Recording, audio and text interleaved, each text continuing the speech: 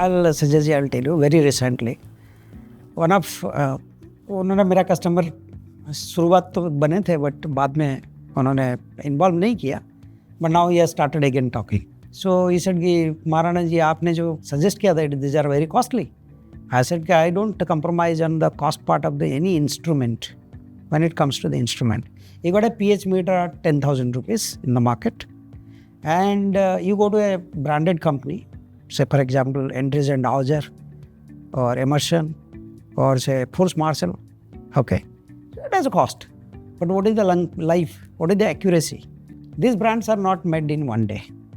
So now what is happening? He has failed miserably because of that cost saving and all.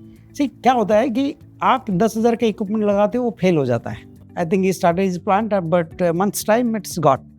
How many 10,000 you are going to put in the year? 1,20,000.